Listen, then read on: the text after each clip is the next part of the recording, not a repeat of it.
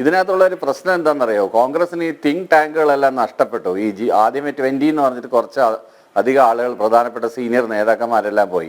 അപ്പോഴും അവർ പറഞ്ഞുകൊണ്ടിരുന്നത് ആര് പോയാലും കോൺഗ്രസിന് ഒന്നും സംഭവിക്കാൻ പോകുന്നില്ല, ആയറാം ഗയറാം, വരട്ടെ പോകട്ടെ, അതാണ് നോർത്ത് ഇന്ത്യൻ പൊളിറ്റിക്സ്. അങ്ങനെ വലിയ വലിയ ആളുകളൊക്കെ പോയിട്ട് ഒന്നും സംഭവിക്കുന്നില്ല എന്നൊരു ധാർഷ്ട്യവും ധിക്കാരവും അഹങ്കാരവും ഒക്കെ ഉണ്ടായിരുന്നു കോൺഗ്രസിന്.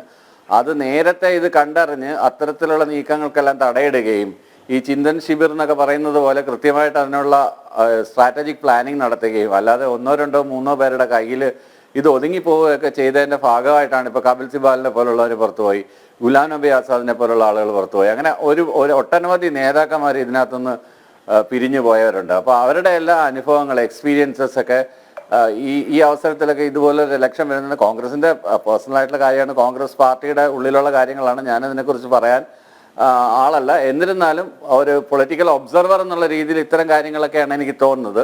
പെട്ടെന്നുണ്ടാവുന്ന ചില തീരുമാനങ്ങളുടെ പുറത്താണ് എടുത്തിയാടി ഇപ്പോൾ വയനാട്ടിൽ വന്ന് മത്സരിക്കേണ്ടെന്ന കാര്യം എന്നാണ് രാഹുൽ ഗാന്ധിക്ക്.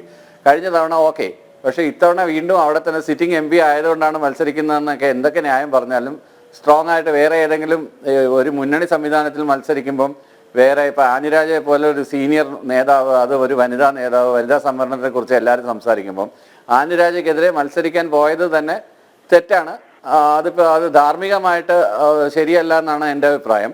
ഒരുപക്ഷെ കോൺഗ്രസിന് അതിൻ്റെതായ ന്യായങ്ങളുണ്ടാവും, അവർക്ക് അവരുടേതായ അഭിപ്രായങ്ങളുണ്ടാവും. പക്ഷേ യാഥാർത്ഥ്യം എന്താണെന്ന് വെച്ച് കഴിഞ്ഞാൽ ഒരു മുന്നണിയായിട്ട് മത്സരിക്കുകയും ആ മുന്നണിയായിട്ട് മത്സരിക്കുന്ന ആ മുന്നണിയുടെ നേതാവായിട്ട് അല്ലെങ്കിൽ പ്രധാനപ്പെട്ട നേതാക്കന്മാരിൽ ഒരാളായിട്ട് അവരോധിക്കുന്ന രാഹുൽ ഗാന്ധി വേറെ അവിടെ മുന്നണി സംവിധാനത്തിലുള്ള ഒരു പാർട്ടിയുടെ, ഇവിടെ ഇപ്പോൾ കോൺഗ്രസും LDF UDF തമ്മിൽ ഫൈറ്റ് ചെയ്യുന്നത് എല്ലാവർക്കും അറിയാവുന്ന കാര്യമാണ്. പക്ഷേ ഇന്ത്യ മുന്നണിയുടെ തന്നെ സമുന്നതനായ ഒരു നേതാവ് വന്നിട്ട് ഇന്ത്യ മുന്നണിയുടെ തന്നെ മറ്റൊരു നേതാവിനോട് മത്സരിക്കുന്നതൊക്കെ ഒരുപാട് എന്താണ് പറയുന്നത്, ഈ കോൺട്രഡിക്ഷൻസ് ഉണ്ട്, ഐഡിയോളജിയുടെ കോൺട്രഡിക്ഷൻ. അങ്ങനെ ഉണ്ടെങ്കിൽ അത് കേരളത്തിലെ ജനങ്ങളെ വിഡ്ഢികളാക്കുകയാണ്, അല്ലെങ്കിൽ ആളുകളെ കബളിപ്പിക്കുകയാണെന്ന് പറയേണ്ടിയിരിക്കുന്നു. അങ്ങനെ പരസ്പരം മത്സരിപ്പിക്കുക, അതാണ് BJP ഉൾപ്പെടെ മുന്നോട്ട് വെക്കുന്ന പ്രധാനപ്പെട്ട ആരോപണം. മറ്റൊന്ന്, കുഞ്ഞാലിക്കുട്ടി ഈ വിഷയത്തിൽ, അതായത് CPM UDFിൻ്റെ ഈ കൊടി വിവാദത്തിൽ കുഞ്ഞാലിക്കുട്ടി നടത്തിയൊരു ശ്രദ്ധേയമായ പരാമർശമുണ്ട്.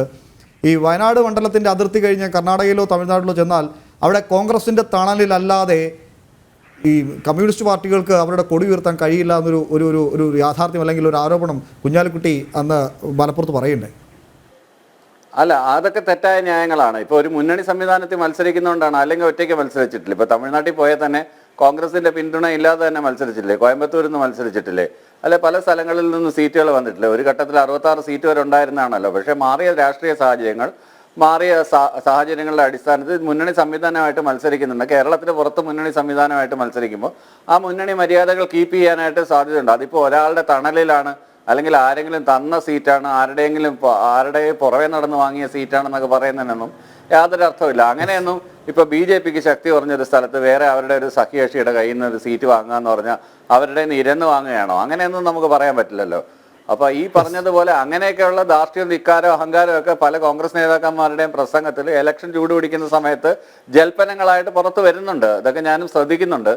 പക്ഷെ അതൊരു നല്ല ലക്ഷണമല്ല. കാരണം എന്ന് വെച്ച് കഴിഞ്ഞാൽ അന്ധമായ മാർക്സിസ്റ്റ് വിരോധമാണ് കൈമുതലായി കോൺഗ്രസ്സുകാർ കൊണ്ടു നടക്കുന്നത്. പക്ഷേ ഒരു കോമൺ മിനിമം പ്രോഗ്രാമിൻ്റെ പുറത്ത് നാളെ ഈ തെരഞ്ഞെടുപ്പ് കഴിയുമ്പോൾ തെരഞ്ഞെടുപ്പിൻ്റെ ഫലം ഫേവറബിൾ ആവുമെന്ന് തന്നെയാണ് എൻ്റെ പ്രതീക്ഷ. അങ്ങനെ ഫേവറബിൾ ആവുകയാണെങ്കിൽ ഒരു കോമൺ മിനിമം പ്രോഗ്രാമിൻ്റെ പേരിൽ ഒരുമിച്ച് നിൽക്കേണ്ടുന്ന ആളുകളാണ്.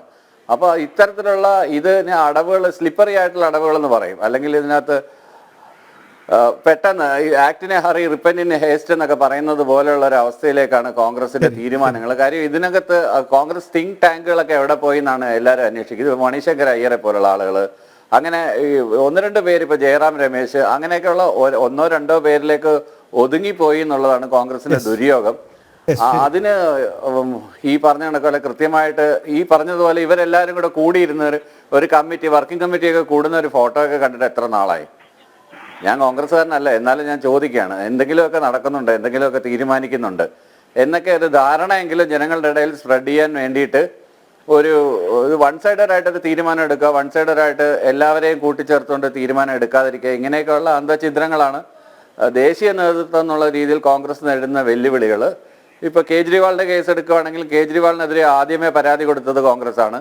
പിന്നീട് കേജ്രിവാൾ പോയപ്പോൾ അഭിപ്രായം മാറ്റി പറയേണ്ടി വന്നു, അകത്ത് പോയപ്പം വേട്ടയാടപ്പെടുന്നു എന്ന് പറയേണ്ടി വന്നു. ഇങ്ങനെ പല കോൺട്രഡിക്ഷൻസും ഉണ്ടാവുന്നുണ്ട്. പക്ഷേ നേരത്തെ ചൊവ്വേ ഈ തിങ്ക് ടാങ്ക്സ് എല്ലാം ഇരുന്ന് പ്ലാൻ ചെയ്ത് കാര്യങ്ങൾ ക്യാമ്പയിനിങ് ഒക്കെ മുന്നോട്ട് നീക്കിയിരുന്നെങ്കിൽ ഇത്തരത്തിലുള്ള ദുര്യോഗമൊന്നും കോൺഗ്രസിനെ തേടി വരില്ലായിരുന്നു എന്ന് തന്നെയാണ് എൻ്റെ അഭിപ്രായം.